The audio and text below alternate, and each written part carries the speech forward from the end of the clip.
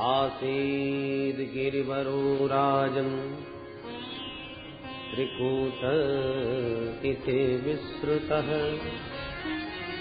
क्षीरोदेनावृतः श्रीमान् योजनायुतमुच्छ्रितः।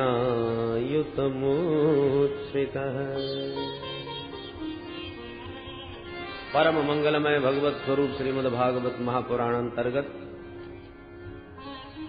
आइए अष्टम स्कंद में प्रवेश करें, जिसमें मनमंत्रों का निरूपण किया गया है। कलयुग, द्वापर, त्रेता, सतयुग, चारों युग जब एक एक हजार बार व्यतीत होते हैं, तब ब्रह्मा जी का एक दिन होता है। ब्रह्मा जी के एक दिन में 14 मनमंत्र होते हैं। एक मनमंत्र लगभग 72 चतुर्योगी के लगभग होता है। मनमंत्रों में भगवान के अवतार हुआ करते हैं। एक बार प्रभु ने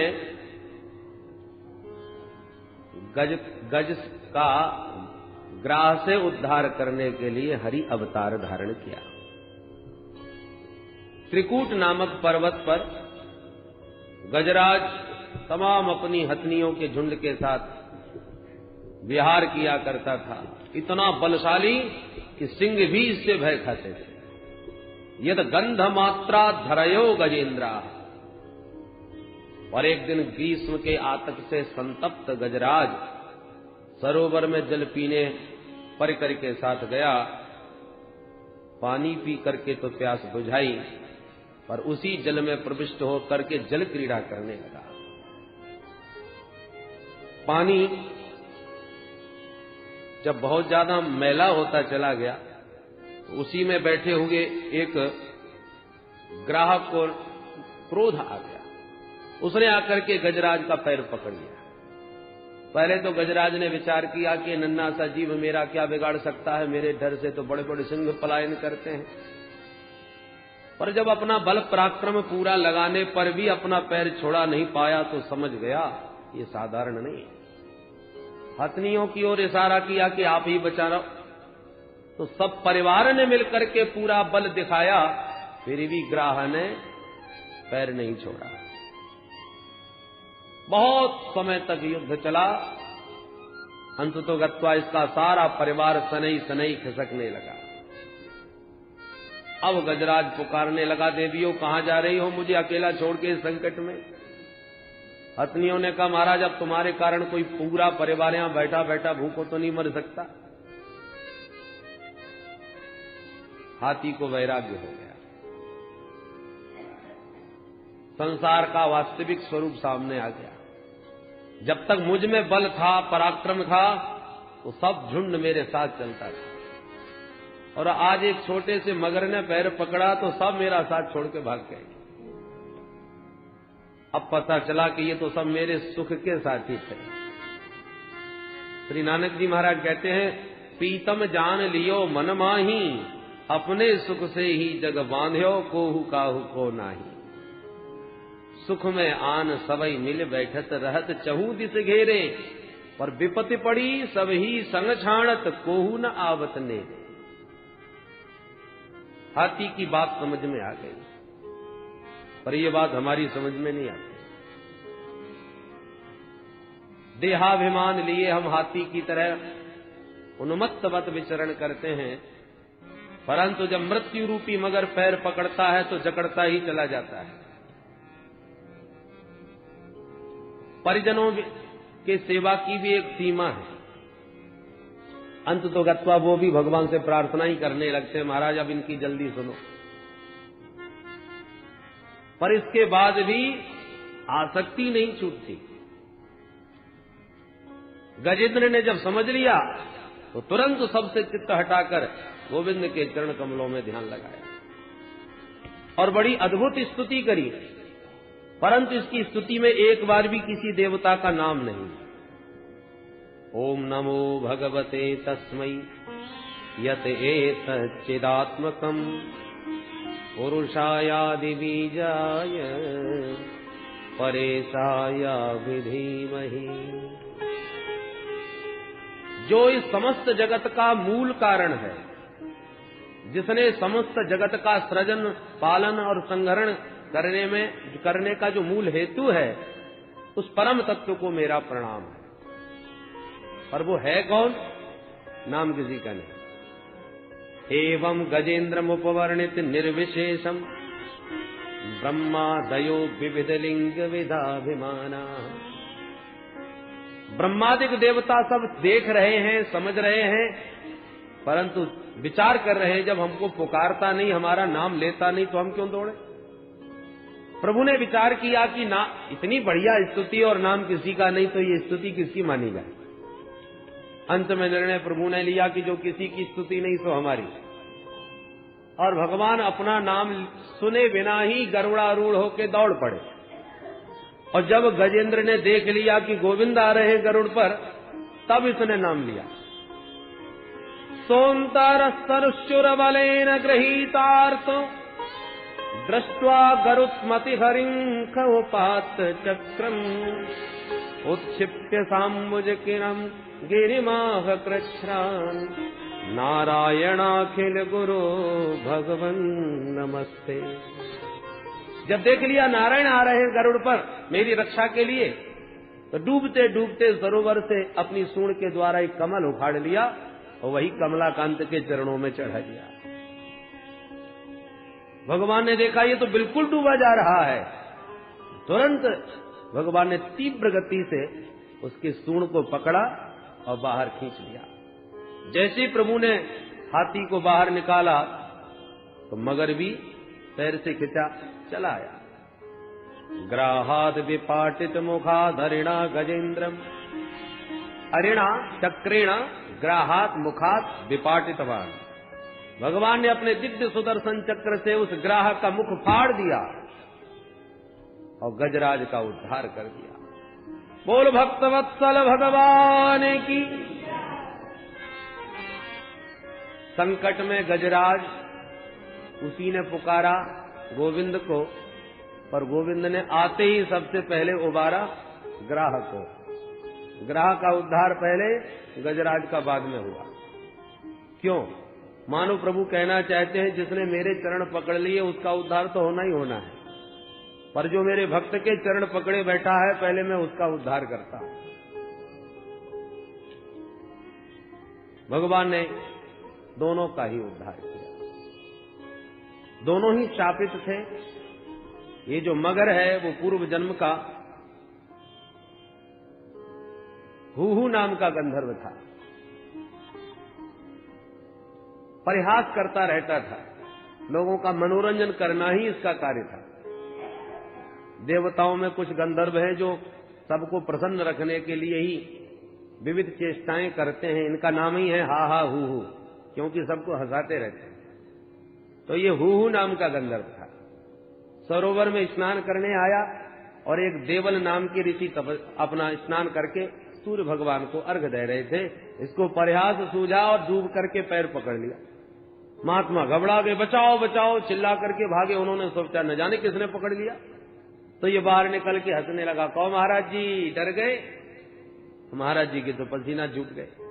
अरे मूर्ख कहीं के, हम अपने अच्छे भले भजन कर रहे थे, हमारे विक्षेप कर दिया। जा मेरा शाप है, मूर्ख तू मगर ही बन जा। तब चरणों में गिर के गिड़गिड़ाने लगा, रोने लगा। महाराज मेरा तो उद्देश्य मनोरंजन करने का था, आपको प्रसन्न करने का था, और फिर मैंने कोई बुरा काम नहीं किया, आपके चरण ही तो पकड़े थे। महात्मा प्रसन्न हो गए। बेटा ऐसी चरण पकड़ते रहना तो कल्याण भी हो जाएगा। आज इसने हाथी का पैर पकड़ा तो उद्धार हो गया। हाथी इंद्रद्युम्न नाम का राजा था। इन्होंने अगस्त मुनि को देख करके अनदेखा कर दिया, प्रणाम नहीं किया, तो अगस्त जी ने शाप दिया, यथा गजः स्तब्धमति सएव। गजराज की तरह अभिमान में भरे बैठे हो, जाओ हाथी ही बन जाओ। अनुनय विनय करी तो अगस्त्य जी ने क्षमा कर दिया। अच्छा जाओ हाथी बनोगे, पर संस्कार बने रहेंगे। प्राग जन्मन्यनुशिक्षितम, तो ये पूर्व जन्म की शिक्षा और संस्कार का ही प्रभाव था, जो कुंजर देह से भगवान की स्तुति करके इस गजराज का उद्धार हुआ। इस प्रकार से भगवान मनमंत्रों में विविध रूप से अवतार लेते हैं। एक बार दुर्वासा मुनि की आशीर्वाद की उस माला की अवज्ञा कर दी इंद्र ने, तो दुर्वासा मुनि का शाप इंद्र को लगा, जा तू श्रीहीन हो जा। पता चल गया शुक्राचार्य जी को कि इंद्र बल श्री से हीन हो गए हैं, तो दैत्यों से कहा कर दो आक्रमण। दैत्यों ने मिलकर आक्रमण किया और सारा स्वर्ग देवताओं से छीन लिया। देवता बेचारे गिड़गिड़ाते गोविंद की शरण में गए, भगवान नारायण की शरण में गए। भगवान बोले भाई तुम्हारा श्री तुम्हारा वैभव समुद्र में समा गया है, समुद्र मंथन करो तब बल पराक्रम प्राप्त होगा। कैसे? भगवान बोले दैत्यों से सहयोग लो, तुम अकेले नहीं कर सकोगे। अहिमूषकवत, जैसे परिस्थिति विपरीत आई तो सर्प ने भी चूहे से मित्रता करके अपना काम चलाया, उसी प्रकार कूटनीति कहती है अरयोपि ही संधेया सति कार्यार्थ गौरवे अहिमूषकवत देवा हर्तस्य पदविंगतैहि। सर्प के सामने चूहा कुछ भी नहीं, पर जहां काम आवे सुई कहा करे तलवार। जब सुई से कार्य सिद्ध होता हो तो तलवार उस समय व्यर्थ है। इसलिए विवेक से अपना कार्य सिद्ध करने के लिए शत्रु को भी राम राम करके कार्य बना लेना चाहिए। समझ में बात आ गई। और देवताओं ने दैत्यों के सामने समुद्र मंथन का प्रस्ताव रख करके कहा कि भाई जो अमृत निकलेगा हम सब भाई मिलकर पी लेंगे, पी करके अमृत की प्राप्ति हो जाएगी, अमर हो जाएंगे, तो फिर चाहे जितना झगड़ा हो गए, चाहे जितने डंडे बजे, पर मरने वाला कोई नहीं। दैत्यों ने कहा वाह ये बात तो पसंद आई भाई, चलो चलते हैं। देवता असुर मिलकर के गए और समुद्र मंथन हेतु सबसे पहले मंदराचल पर्वत को उठाया। पर्वत उठा के चल दिए, पर गणेश जी का पूजन तक नहीं किया तो गणेश जी महाराज विघ्नेश्वर नाराज हो गए। 10 कदम चल पाए कि धड़ामरी से पहाड़ गिर गया हाथ से छूटकर, तमाम देवता और दैत्यों के हाथ पैर टूट गए। दैत्य तो हाथ जोड़ के दूर खड़े हो गए, भैया हमको अमृत नहीं पीना। देवताओं ने प्रभु का ध्यान किया तो नारायण प्रभु प्रकट होकर बोले भाई घबराओ मत, इस पर्वत को मैं लिए चलता हूं। गिरिं चारोप्य गरुणे हस्तेनेकेन लीनया। प्रभु ने एक हाथ से ही पर्वत को उठा के गरुड़ पर रखकर समुद्र तट पर पहुंचा दिया। अब जाओ रस्सी का प्रबंध करो। तो दोनों देवता असुर मिलके वासुकी नाग के पास गए, रस्सी की प्रार्थना करी बनने हेतु। वासुकी नाग ने कहा भाई अमृत में हमारा हिस्सा हो गए तब तो हम सहयोग कर सकते हैं। सबने एक सुर से स्वीकार किया। वासुकी नाग को ला करके मंदराचल पर्वत से लपेट दिया। प्रभु ने सोचा जिसने मुंह पकड़ लिया उसकी हो गई विडंबना। तो भगवान जानबूझ करके बोले भाई देवताओं आप उच्च कुल में जन्म लिए हो, श्रोत्रिय ब्रह्मनिष्ठ हो, इसलिए आप लोगों को आगे लगना चाहिए। और दैत्यों से कहा जाओ जाके पीछे पूंछ की तरफ लग जाओ। दैत्यों ने कहा आपने क्या हमको ही गिरे खानदान का समझ रखा है? महाराज मंथन हो गए या न हो गए पर आगे लगेंगे तो केवल हम ही लगेंगे। न गृणीमो वयम पुच्छम अहे अंगम मंगलम। इस अही के अमंगल भाग को पीछे हम लगेंगे, हम पकड़ेंगे। भगवान बोले नाराज मत हो भैया, तुम ही बड़े बाप के बेटा हो, आगे तुम ही लगोगे। देवताओं से कहा जाओ अच्छा भैया तुम ही पीछे लग जाओ। प्रभु तो चाहते ही यही थे। देवताओं ने पूछ और दैत्यों ने मुख पकड़ लिया। जो पर्वत ला करके रखा समुद्र में वो डूबता ही चला गया। उस विघ्न को दूर करने के लिए कृत्वा वपु काच्छपमद्भुतं महत् प्रविश्यतोऽयं गिरिमुज्जहार। विशाल कछुए का रूप बना के भगवान ने पर्वत को पीठ पर रखकर उठा दिया। बोल कच्छप भगवान की। ये भगवान का कच्छप अवतार होगा। अब जैसे ही मंथन प्रारंभ हुआ तो वासुकी नाग की फुसकारों से जलने लगे सब दैत्य और पूंछ की ओर लगे हुए देवताओं पर इसका कोई प्रभाव नहीं पड़ा। अब मन ही मन पछताने लगे, हे भगवान अच्छे बड़े बाप के बेटा बने, बहुत पछताए। बड़े बनने में बड़े झंझट है। अस्तु मंथन प्रारंभ हुआ तो कुछ ही समय बाद कालकूट विषाग्नि प्रकट हो गई। सब जलचर छटपटाने लगे उस विषाग्नि से। देवता घबरा गए, ये क्या हुआ? भगवान बोले मत घबराओ। समस्त बस विष को एकत्रित करके भगवान भोलेनाथ की शरण में पहुंचे। देव देव महादेव भूतात्मन भूत भावन त्राहिण शरणापन्ना त्रैलोक्य दहनाद विषाद। हे देवादिदेव भूत भावन भोलेनाथ, त्रैलोक्य को दग्ध करने वाले इस भयंकर विष से हमारी रक्षा करो। भगवान मुस्कुरा के भवानी से बोले, देवी ये सब मुझे विष पिलाने के लिए हाथ पैर जोड़ रहे हैं, बोलो कि तुम्हारी क्या इच्छा है? भवानी दुविधा में पड़ गई, मैं क्या बताऊं। और विवेक से विचार करने के बाद माता भवानी ने कहा, भगवान आप वही कीजिए जिसमें सबका कल्याण हो। भोलेनाथ ने कहा, मतलब विष हम पी जाएं? भवानी ने कहा, ये मैं नहीं कहती महाराज। कौन पतिव्रता पति से कहेगी कि तुम विष पी लो? भले ही वो सामर्थ्यवान हो, तो माता भवानी समझ रही हैं, इसलिए प्रभावक ज्ञान मोदत, भोलेनाथ के प्रभाव से परिचित होने के नाते परोक्ष अनुमोदन कर रही हैं। भोलेनाथ समझ गए और कहा, भैया ले आओ, कहाँ है? ततः करतलीकृत्य व्याप्तम हालाहलम विषम अभक्षयन् महादेव कृपया भूत भावन। अंजलि बांध करके भोलेनाथ ने तुरंत प्रभु का नाम लेकर के विष पीना प्रारंभ कर दिया। जानते हैं कि विष भीतर गया तो मेरे हृदय में श्री रामभद्र का जो नित्य निवास है, कहीं उनको कष्ट न पहुंचे। और दमन किया तो सारा विश्व समाप्त हो जाएगा। क्या करें? तो राम नाम का आश्रय लिया।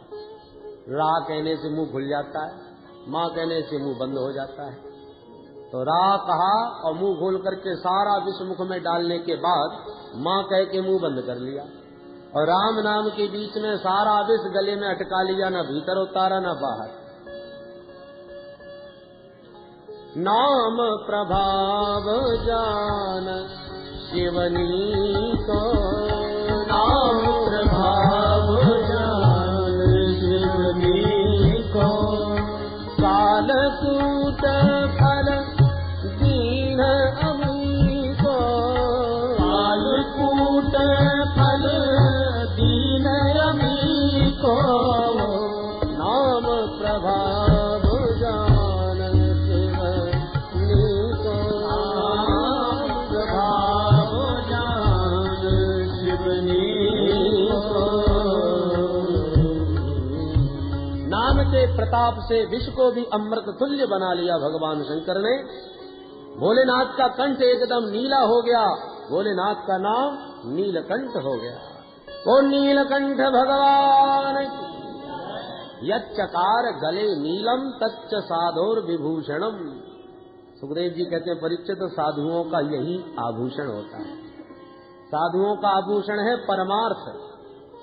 भगवान शंभु ने समाज के संकट को दूर करने के लिए विष पीना स्वीकार कर लिया और वह नीला कंठ विष रूप का जो चिन्ह बन गया, वो उनके परमार्थ का एक दिव्य आभूषण उनको प्राप्त हो गया। नीलमणि के समान कर्पूर गौरम भगवान शिव के अंग में वह विष की नीलिमा की अपूर्व शोभा हुई। जय जयकार बोलते हुए समस्त देव वृंद पुनः समुद्र मंथन करने आए। और अब की बार जब मंथन किया तो हविर धानी ततो भवत, काम धेनु गाय प्रकट हुई जो ऋषियों को दान करती। चंद्रमा प्रकट हुआ, भोलेनाथ के मस्तिष्क पर विराजमान करके भोलेनाथ चंद्रमौली बन गए। पुनः मंथन हुआ, उच्चैश्रवा घोड़ा निकला जो बलि ने लिया, ऐरावत हाथी निकला इंद्र ने लिया, कौस्तुभमणि निकली नारायण के कंठ में स्थापित हुई, रंभादिक अप्सराएं निकली स्वर्ग में भेज दिया, पारिजात वृक्ष निकला उसे भी स्वर्ग में स्थापित किया। और अब की बार मंथन करते ही ततश्चाविर्भू साक्षात् श्री रमा भगवत परा रंजयंती दिशः कांत्या विद्युत सौदामनी यथा।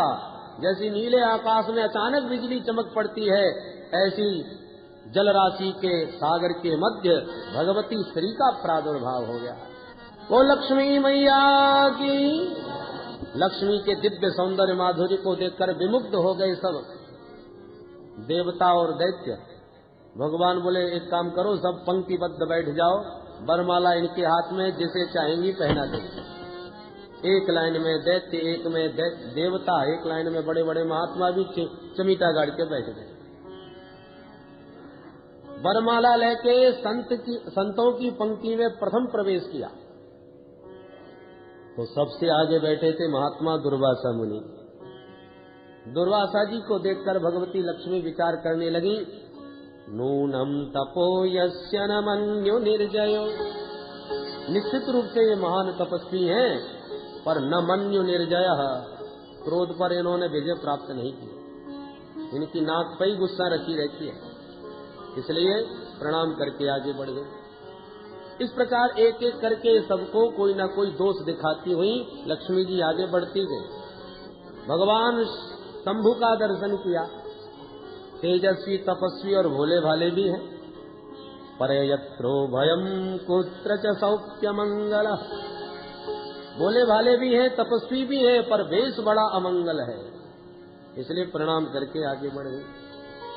सबसे अलग थलग विराजमान है भगवान नारायण। नारायण को देखते ही मुग्ध हो गई लक्ष्मी जी।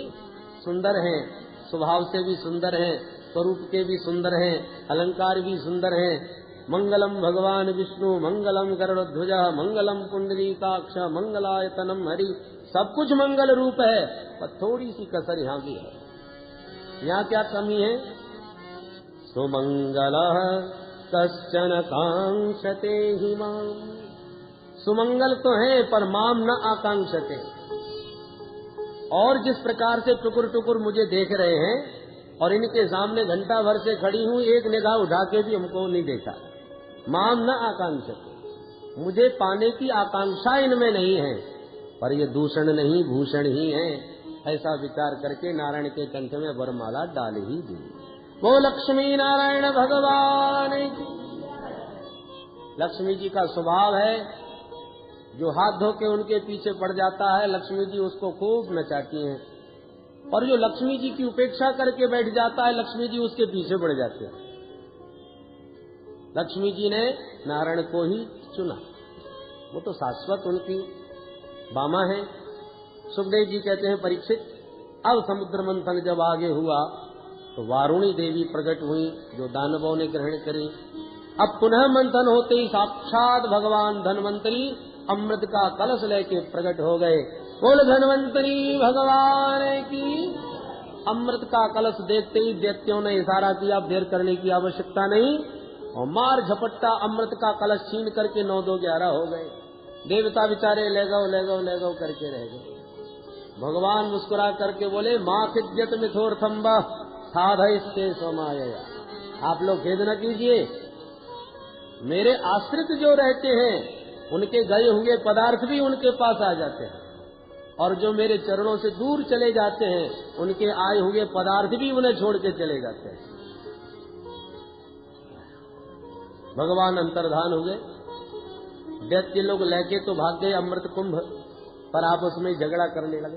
अहम पूर्वम नत्वम नतमिति प्रभो। मैं बड़ा हूँ, पहले मैं पीऊंगा। दूसरा कहता, मैं सबसे ज्यादा बलवान हूँ, इसलिए पहले मैं पीऊंगा। तू मैं होने लगी। अवसर मिला भगवान को, और इसका लाभ उठाते हुए भगवान तुरंत एक परम सुंदरी मोहिनी के रूप में प्रकट होकर हम क्रीड़ा कमल घुमाते हुए सबके चित्त को चुराते हुए पहुंच गए। भगवान के उस दिव्य रूप का दर्शन करते ही विमुग्ध हो गए सब दैत्यगण। अहो रूपम अहो धामम अहो अस्यानवम भयः। रूप सौंदर्य की महिमा गाते हुए दैत्यगण मोहिनी भगवान के सामने आके बोले, कात्वम कंजपला साक्षी कुतोबा किंचिती सखी। देवी जी, हे कमलनेनी, आप कौन हैं, कहाँ से आई हैं, कहाँ जा रही हो, अकेली अकेली घूम रही हो, क्या तुम्हारा विवाह नहीं हुआ? मोहिनी भगवान मुस्कुरा के बोले, तुम हमारी जन्मपत्री लेने वाले कौन हो? दैत्यों ने कहा हम भी कोई ऐसे वैसे नहीं है। भयम कश्यप दायादा भ्रातस्ते कृत पौरुषाः, हम सब कश्यप ऋषि के पुत्र सभी लोग भाई हैं और हम लोगों ने भाइयों ने मिलकर समुद्र मंथन किया है, अमृत को प्राप्त कर लिया। अच्छा तो फिर अब इसका क्या कर रहे हो? बोले देवी जी इसके बंटवारे को लेकर हम आपस में झगड़ रहे हैं, निर्णय नहीं कर पा रहे कैसे वितरण किया जाए। भगवान की कृपा से आप ठीक अवसर पर आई हो, बंटवारा आपके हाथों से हो जाएगा तो हमारा तो झगड़ा ही मिट जाएगा। क्या ये अमृत आप अपने हाथों से पिलाएंगी? मोहिनी भगवान ने पहले थोड़ा सा त्याग दिखाया। देवी मोहिनी भगवान बोले राम राम, बाबा कश्यप का तो मैंने बहुत नाम सुना है और ऐसे महात्मा कश्यप के तुम जैसे मूर्ख बेटा। दैत्यों ने कहा देवी हम तुम्हें मूर्ख कहां से नजर आते? मोहिनी भगवान बोले ये मूर्खता नहीं तो और क्या, मेरे बारे में कुछ आता नहीं, पता नहीं, जान नहीं, पहचान नहीं और एक अपरिचित स्त्री पर इतना बड़ा भरोसा कि अमृत जैसी बहुमूल्य वस्तु मुझे सौंप रहे हो बंटवारे के लिए, ये कोई बुद्धिमानी की बात है? कथम कश्यपदायादा कौशल्याम मयि संगता विश्वासम पंडितो जातु कामिनी सुनयाति। कोई भी बुद्धिमान विवेकी पुरुष अपरिचित स्त्री पर कभी भरोसा नहीं करता जैसा तुम लोग कर रहे हो। अब तो दैत्यों में और ज्यादा श्रद्धा उत्पन्न हो गई। एक बोला मुझे तो लगता है बहुत पढ़ी लिखी है, दूसरा बोला मुझे तो लगता है बहुत ऊंचे खानदान की है। कितनी बढ़िया इसने ज्ञान की बात करी, ठीक ही कह रही है, हमको विश्वास नहीं करना चाहिए, परंतु इसके वचनों से ऐसा सिद्ध हो रहा है ये कुलीन स्त्री है, विश्वास करने योग्य है। देवी जी कुछ भी हो अब तो अमृत हम आपके हाथ से पिएंगे। भगवान बोले तो ठीक है, पर मेरी भी एक शर्त है। क्या? बंटवारे के समय हो सकता है कम ज्यादा मात्रा हो जाए, तो मेरे से झगड़ा मत कर बैठना। दैत्यों ने कहा कैसी बात करती हो देवी, तुम अच्छे खानदान की हो तो हम कोई गिरे खानदान के भी नहीं है, कैसे भी चाहो बांटो, हम वचन देते हैं कोई आपसे झगड़ा नहीं करेगा। मोहिनी भगवान बोले तब ठीक है भैया लाओ। अमृत कलश अपने हाथ में ले लिया और तब तक आए गए देवता। मोहिनी भगवान बोले एक काम करो, इस घड़े में मैं देख रही हूँ कि गाढ़ा गाढ़ा अमृत सब नीचे धरा है, ऊपर निरा पानी पानी सा उतरा रहा है, तो क्यों ना पहले एक एक बूंद इन देवताओं को पिला दिया जाए, पानी पानी ऊपर का ठिकाने लग जाएगा, फिर गाढ़ा गाढ़ा बाद में आपको पिलाऊंगी। दैत्य खुश हो गए, जैसे अच्छा लगे वैसा करो देवी। भगवान ने देवताओं को पिलाना प्रारंभ कर दिया और दैत्यों की तरफ मुस्कुराते ही रहे। दैत्य रूप सुधा का पान करते रहे, उधर देवता अमृत सुधा पान करते गए। स्वरभानु नामक दैत्य बड़ा बुद्धिमान था, उसको शंका हो गई। शंका हुई तो तुरंत देवता बन के सूर्य चंद्र के बीच लगा अंजलि बैठ गया। भगवान ने इसको भी पिला दिया। सूर्य चंद्र ने तुरंत इशारा किया महाराज नकली है। प्रभु ने तुरंत इसका सुदर्शन चक्र से सिर काट दिया, दो भागों में विभक्त होकर राहु और केतु के रूप में परिणत हो गया। भगवान अंतर्धान हो गए। बोल मोहिनी भगवान की। अब दैत्यों को होश आया, भैया वो देवी जी किसको चली गई। अब देवी जी का तो कहीं अता पता नहीं, देवता सब डकारे ले रहे हैं, पेट पर हाथ घुमा रहे हैं। दैत्यों को लगा ओहो लगता है हमारे साथ धोखा हुआ है। वो धोखा देने वाली कौन थी पता लगाओ। एक बोला मुझे तो लगता है वो थी नहीं था। क्या मतलब? बोले निश्चित रूप से वो बहरूपिया विष्णु ही होगा, उसी ने हमको ठगा है, छला है, हम छोड़ेंगे नहीं इन देवताओं को, धोखेबाज हैं। टूट पड़े सब दैत्य और तत्र देवासुरो नामः रणः परम दारुणः। उसी समय बड़ा भयंकर दारुण देवासुर संग्राम छिड़ गया परीक्षित। परंतु देवता अमृत पान कर चुके थे, बलशाली थे, इसलिए सारे दैत्यों को चुन चुन के समाप्त कर दिया। और तो और दैत्यों के राजा बलि भी मारे गए। स्वर्ग पर पुनः आधिपत्य देवताओं का हो गया, परंतु शुक्राचार्य जी महाराज ने मृत संजीवनी विद्या के चमत्कार से समस्त दैत्यों को पुनर्जीवित कर दिया। दैत्यों के राजा बलि शुक्राचार्य जी के चरण पकड़ के बोले गुरुदेव भगवान आपने बचा लिया, नहीं तो हम तो मर ही चुके थे। अब कुछ ऐसी कृपा दृष्टि करो कि इन देवताओं को इसका फल दिया जाए। शुक्राचार्य जी बोले देखो उनके पक्ष में नारायण है तो तुम्हारे पक्ष में गुरुजी है, चिंता न करना। यदि मेरी बात ठीक ठीक मानते रहे तो अब भी मैं तुम्हें स्वर्ग सिंहासन पर बैठा सकता हूं, तो बताइए गुरुदेव क्या करना होगा? शुक्राचार्य जी बोले ब्राह्मणों का चरण पकड़ना होगा। उससे क्या होगा? बोले भाई मेरे पास सबकी काट है पर इस नारायण की कोई काट नहीं है, और उसका एक ही समाधान है कि नारायण ब्रह्मण्य है, ब्राह्मणों का अनन्य भक्त है। जब तुमने भी ब्राह्मणों की भक्ति स्वीकार कर ली तो फिर नारायण तुम्हारा कुछ भी अहित नहीं करेंगे। अच्छा तब ठीक है महाराज। अब तो बड़ी बड़ी दंडवत होने लगी ब्राह्मणों को। ब्राह्मण भोले भाले सब प्रसन्न गदगद हो गए। बोलो महाराज बलि क्या चाहते हो? बोले महाराज बस आपका आशीर्वाद। तो ब्राह्मणों ने अपने अपने तपोबल के प्रताप से एक तेजोमय रथ का निर्माण किया और आशीर्वाद में बलि को दिया।